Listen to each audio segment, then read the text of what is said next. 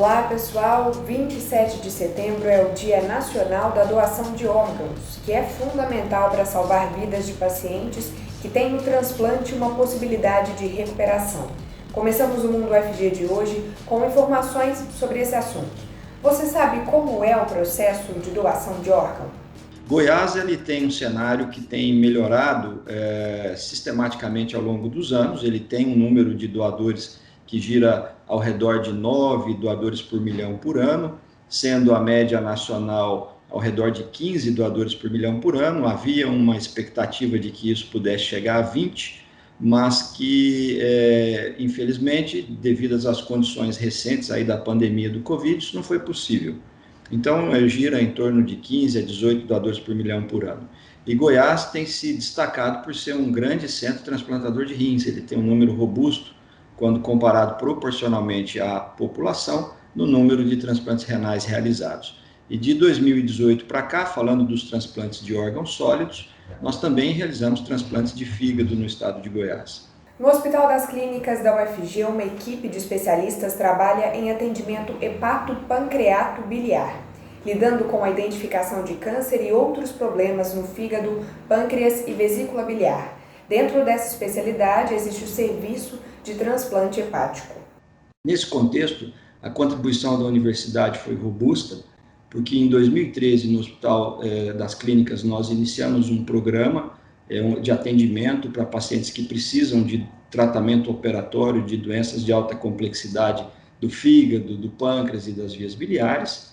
Então, esse ambulatório funciona, nós já temos mais de 400 atendimentos realizados, com inúmeras operações realizadas lá, basicamente de pacientes oncológicos. E a nossa atividade de transplantes, ela é realizada no Hospital Geral de Goiânia, Alberto Rassi, que é um hospital que tem se dedicado de maneira bem profissional à realização de transplantes de órgãos, e é onde, inclusive, acontecem esses transplantes numerosos de rins.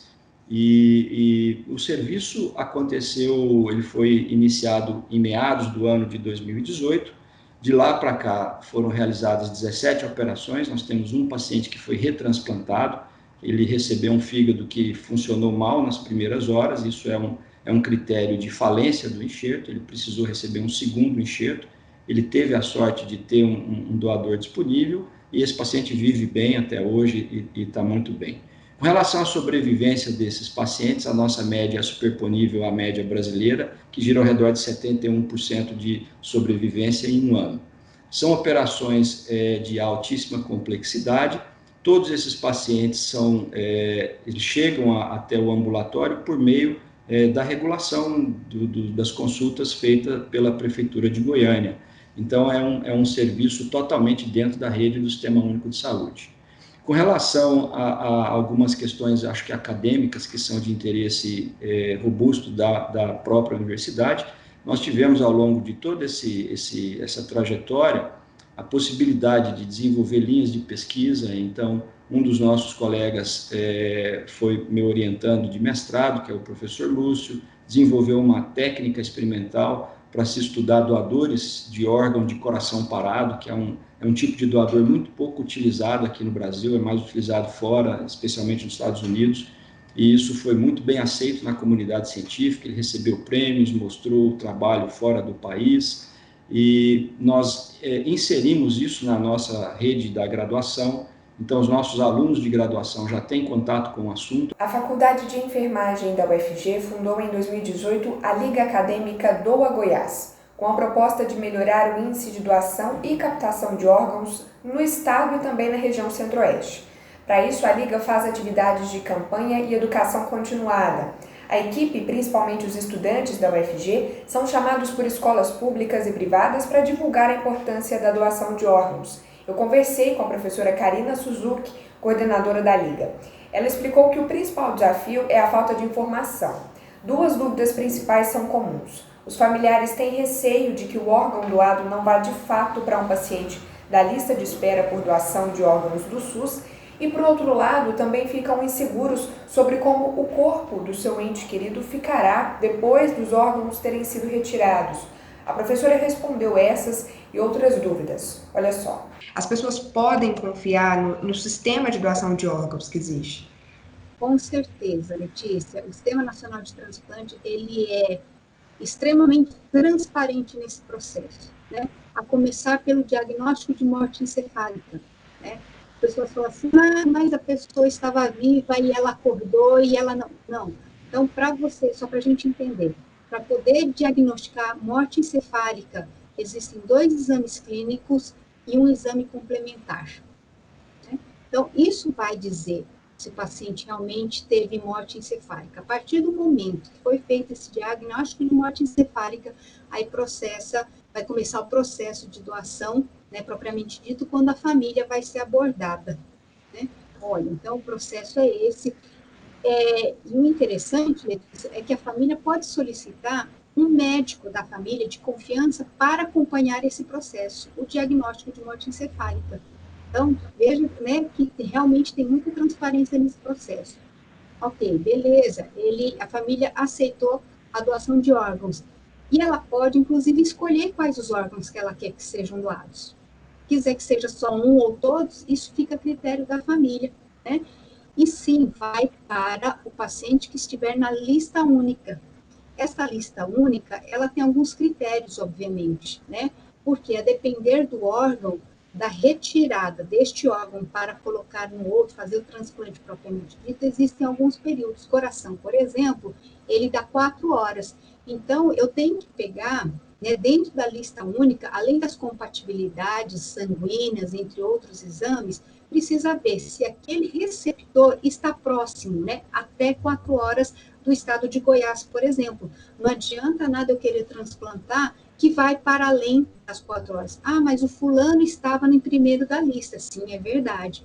Mas existe o critério tempo, né, de transporte do doador até o receptor, a gravidade deste doente também. Não tem em nenhum momento a possibilidade do corpo ir desfigurado, ser entregue para a família desfigurado. Por exemplo, doou parte do intestino, que a gente pode doar intestino também, não vai ficar com a barriga côncava, né? Ela vai ter um preenchimento de maneira que fique normal, como o paciente foi, né? O órgão, o corpo, ele é reconstituído como se nada tivesse sido retirado dele. Tem as dúvidas também que as pessoas perguntam, mas em relação à doação de córneas, né? Porque a gente tem todo um processo para retirada da córnea. Vai ficar fundo no olho? Não, também a gente vai colocar prótese, toma todo cuidado para que não tenha esse problema de desconfiguração, né? O processo de doação de órgãos no Brasil, ele é o mais rigoroso dentre o mundo todo. A gente entende que dogmas de origem religiosa eles têm diminuído no sentido de importância, ou outras razões que a gente às vezes rotula como preconceito, mas por se tratar de um assunto muito sensível, eu pessoalmente acho que tem que haver aí muita ponderação, tem que haver livre-arbítrio e tem que haver um respeito absoluto à decisão familiar. Então, é importante que essas pessoas que doaram, né, então eu posso falar por esses 17 transplantes que aconteceram, um depoimento de uma das nossas transplantadas mais recentes diz que eles não salvaram a vida dela, eles salvaram a vida da família dela, o que é muito bonito de se ouvir, porque realmente eles voltam para a sua vida familiar e vão cuidar dos filhos, e são pessoas que têm capacidade laboral, então não é uma forma de tratamento que a pessoa fica inválida depois, é um tratamento que tem risco, que tem morbidade, que tem complicações, mas que objetiva o retorno integral dessa pessoa para o seu ambiente e para a sua família. Além dos desafios que os professores contaram, atualmente existe outro que impacta a doação e o transplante de órgãos: a pandemia da Covid-19. Eu acredito que a pandemia ela trouxe 2 tipos de impacto.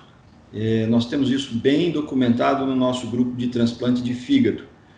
O primeiro impacto foi o que nós partilhamos junto com todo o país. Então, para os transplantes hepáticos, houve uma diminuição próxima de 7%.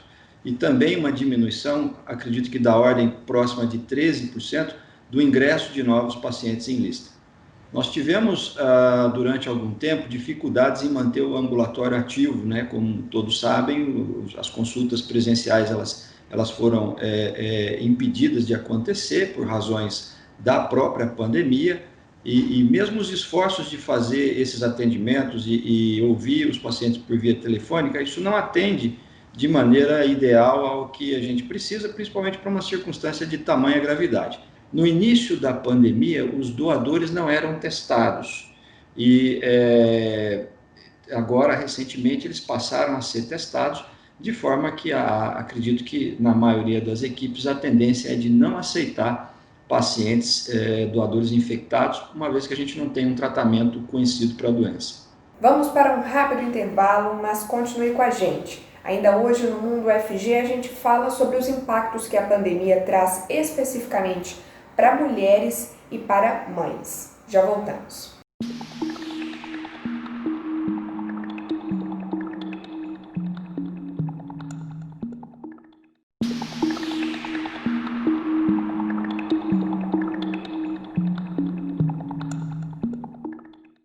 Após despencarem nos primeiros 3 meses de quarentena no Brasil, o número de divórcios consensuais aumentou em 54% entre maio e junho deste ano. No total, 24 estados apresentaram crescimento, com destaque para Amazonas e Piauí, onde os divórcios mais que dobraram. Já Amapá, Mato Grosso e Rondônia foram os únicos que apresentaram queda.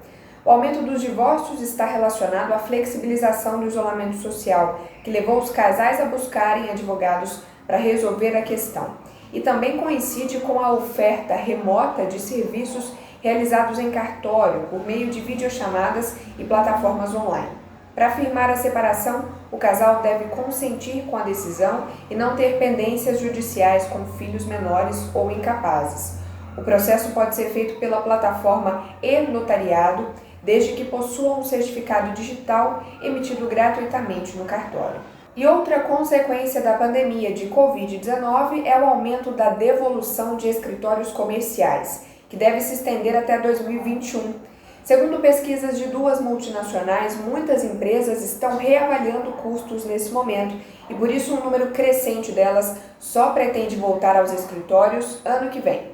Além do corte de gastos, outro fator que influencia nessa decisão são as pesquisas internas das empresas, mostrando que 85% dos funcionários querem trabalhar de casa.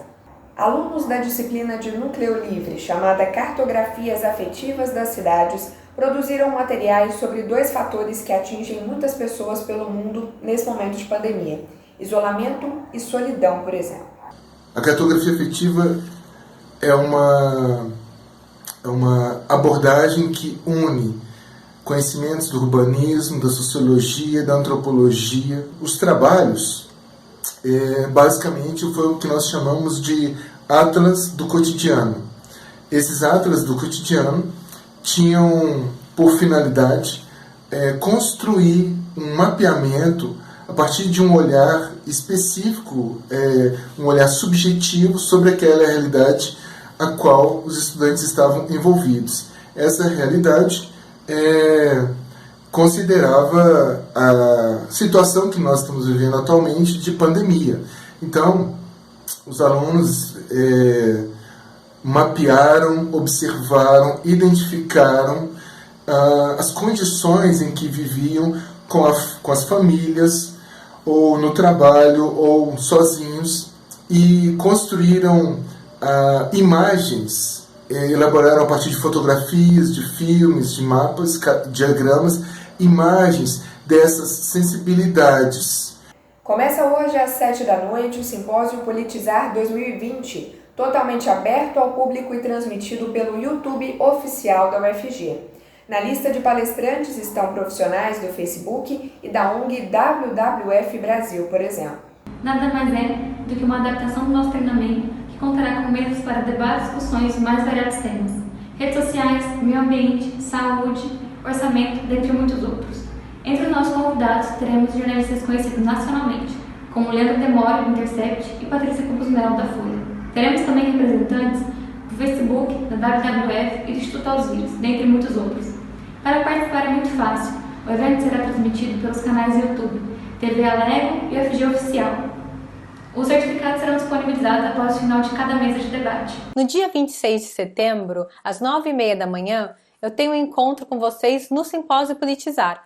Farei parte do painel 3 sobre meio ambiente e vou falar um pouco sobre a recuperação sustentável da economia e como políticas para combater a crise climática podem gerar novos empregos e ter um impacto social positivo em outras áreas. Porque nós não podemos combater uma crise intensificando outra, não é mesmo? Entre os dias 28 de setembro e 2 de outubro será realizado o Encontro de Licenciaturas em Educação Básica, ELEB. Ele é um evento interinstitucional que tem o propósito de debater os desafios da formação de professores e a atuação deles no contexto social, político, econômico e cultural. Este ano, o ELEB terá como tema Educação mediada por tecnologias, desafios e proposições da educação básica ao ensino superior. Ele acontecerá totalmente online. Para isso, a programação é constituída por 5 mesas redondas com professores que se dedicam a temas que convergem com a temática do evento e fazem uma relação com o cotidiano da escola. Teremos, ademais, 3 mesas redondas com professores que irão discutir temáticas que refletem a realidade dos professores da educação básica diante do uso de tecnologias em espaços formativos. A conferência de abertura ela será realizada pela professora Juana Sancho, da Universidade de Barcelona, conhecida por suas publicações e pesquisas sobre esta temática. A de encerramento ocorrerá com o professor Luiz Dourado, que tem discussões sobre a formação de professores e seus diferentes eixos para o trabalho docente na educação básica. Professores da educação básica, professores e estudantes de licenciaturas, profissionais da área da educação, pesquisadores, estudantes da pós-graduação, da área de ensino e educação básica estão convidados a participar desse evento que permite o diálogo entre a universidade e a educação básica. A UFG está organizando o segundo ELEB e conta com a parceria da Universidade Federal de Jataí, Universidade Federal de Catalão, IF Goiano, IF Goiás, UEG, PUC Goiás e a SEDUCE. As inscrições para o ELEB foram prorrogadas até 28 de setembro. Quem se interessa pelo certificado precisa se inscrever acessando eleb.prograde.ufg.br. O evento será transmitido pelo YouTube oficial da UFG. O Mundo UFG vai para um rápido intervalo. No próximo bloco, falamos do impacto da pandemia sobre mulheres e mães. Desemprego, violência doméstica e sobrecarga em casa são alguns deles. A gente já volta.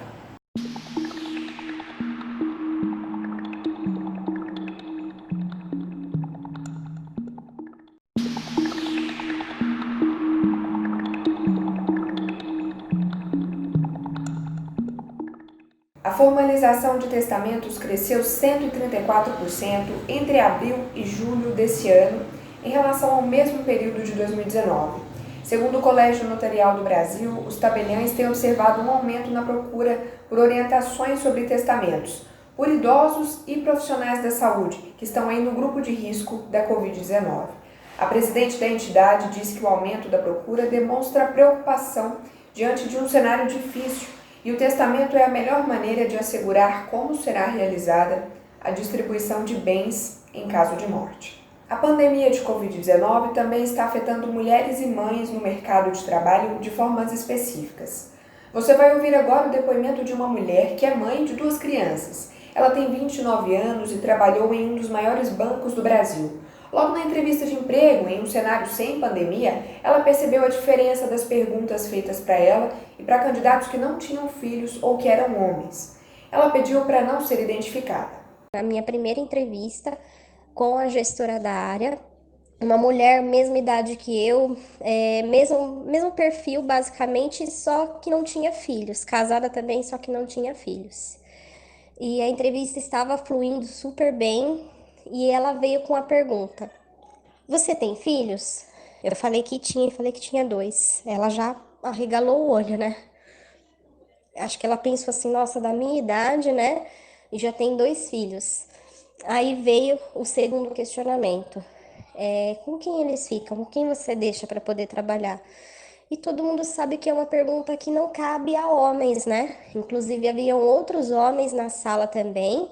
Era uma dinâmica a entrevista e a dinâmica no mesmo dia, todo mundo na mesma sala.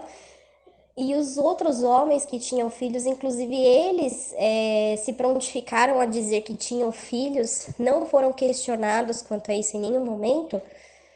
Nenhum deles precisou dizer com quem que ficava o filho, se a esposa trabalhava e precisava deixar com a sogra, com a mãe, se deixava na escolinha. Depois de 6 meses na empresa, para ir para outra área, participei de um novo processo seletivo e novamente veio a pergunta. Novamente a mesma situação, outros homens na sala com os quais eu estava concorrendo, e para eles não surgiu a pergunta, mas para mim surgiu a pergunta: você pretende ter filhos? E eu disse: eu já tenho, né? No mês de abril, a mulher que ouvimos foi demitida. A justificativa da empresa foi de que estavam se antecipando no corte de custos por causa da crise, que viria por conta da pandemia. Esse mês eu peguei minha última parcela do seguro-desemprego. Não tenho nenhuma fonte de renda minha. Meu marido também trabalha, mas ele precisou arrumar outro emprego, teve que arrumar um bico para suprir a parte que seria do meu salário. Então eu passo o dia inteiro sozinha em casa, pouco vejo meu marido, porque ele trabalha o dia inteiro. Minha mãe, que era a pessoa que me ajudava antes, já não posso vê-la tantas vezes quanto gostaria, e também não tenho como deixar minhas crianças com ela por conta de toda essa pandemia. Então eu tenho que me virar sozinha. Eu estudo em casa, procuro trabalho, faço testes, e tem sido bem difícil. Essa saída do mercado de trabalho pode acabar levando mulheres ao empreendedorismo para encontrar uma maneira de manter a renda. Apesar de empreender ser visto como algo positivo, criativo, existe outro lado da moeda nesse caso que precisa ser observado. Nós vamos ter mães que não terão 13º, mães que não terão nenhum tipo de auxílio em relação a doenças, se ela adoecer, não vai ter nenhuma licença em relação a algum tipo de doença que ela tiver ao exercer o seu trabalho. A própria licença maternidade, se essa mulher que já é mãe engravidar novamente durante a pandemia, ela vai ficar ainda mais exposta à desigualdade social. Então, nós estamos tendo mulheres que são forçadas a saírem muitas vezes de um emprego com carteira assinada, com leis trabalhistas, para irem para uma outra forma de trabalho que não vai te dar essa estabilidade financeira, né, e legal para o exercício da sua função. Além da relação com o mercado de trabalho, a pesquisadora explica que a pandemia afeta de outras formas mulheres e também as mães. Quando nós pensamos no contexto pandêmico, a primeira orientação que foi dada pelos âmbitos da saúde, pelos ministérios, é justamente a questão do isolamento social. E quando nós pensamos no isolamento social, nós temos mulheres que vão estar cada vez mais dentro do ambiente domiciliar, expostas muitas vezes à violência doméstica. Nós tivemos um aumento muito grande da violência doméstica durante a pandemia. Nós vamos ter as mulheres cada vez mais com um trabalho maior, exigindo ali cuidados com os filhos, cuidados com a casa, além, logicamente, do home office, né?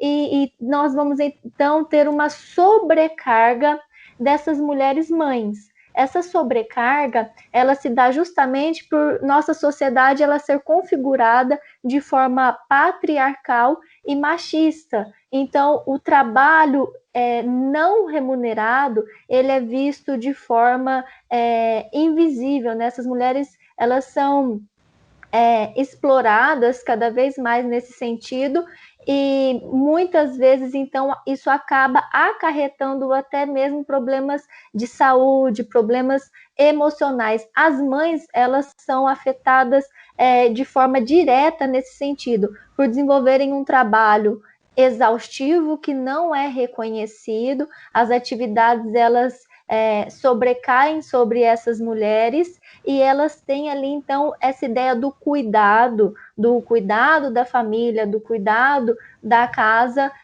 não reconhecido, sendo confundido ali a ideia do trabalho com o amor. Existem algumas ações criadas por mulheres pensando nessas mães que perderam os empregos. Olha só, existe o Impactando Vidas Pretas, que incentiva a compra de produtos feitos por mulheres negras. A campanha Mães da Favela, que distribui cestas básicas para mães de várias partes do país. O projeto Baby Care, para mães que estão vivenciando o puerpério e que auxilia em dúvidas sobre amamentação, por exemplo. E a Rede Maternativa, que tem uma plataforma para mães registrarem e divulgarem os produtos que vendem. Todos esses projetos podem ser encontrados pela internet. E lembrando que a violência doméstica aumentou durante a pandemia. Se você é vítima ou percebeu algo estranho com alguma vizinha, amiga, colega de trabalho ou mulher próxima, Disque 180 e denuncie na Central de Atendimento da Mulher. Além disso, em Goiás, você pode fazer a denúncia pelo WhatsApp do Núcleo de Defesa e Promoção dos Direitos da Mulher, DDD 62 98307 0250. E para quem faz iniciação à pesquisa e pensa em inscrever trabalho no Compex 2020, o prazo termina nesta sexta-feira, dia 25. Pela primeira vez, o Congresso de Pesquisa, Ensino e Extensão da UFG será totalmente online, do dia 19 a 23 de outubro. A inscrição para participar como ouvinte, sem trabalho, vai até 14 de outubro, tanto para quem é da UFG quanto para o público em geral. Mais informações em evento.ufg.br. E vamos encerrar com uma notícia que dá um pouquinho de esperança. Após 6 meses, idosos poderão encontrar e abraçar familiares graças a uma cortina de plástico com mangas. Esse método foi adotado pelo asilo Jardim de los Abuelitos, em San Salvador. A ideia veio da equipe brasileira que participa de um grupo latino de geriatras nos chamados Centros de Longa Estadia. As visitas no asilo são feitas 2 vezes ao dia, em horários diferentes e com menos de meia hora de duração. Após alguns dias de experiência desse contato, o geriatra Luiz Bermúdez comemora a redução dos níveis de ansiedade e do uso de medicamentos administrados para os idosos, além da satisfação de todos por poderem rever familiares. Bom, o Mundo UFG fica por aqui. Muito obrigada pela sua companhia e se cuide, tá? Até a próxima!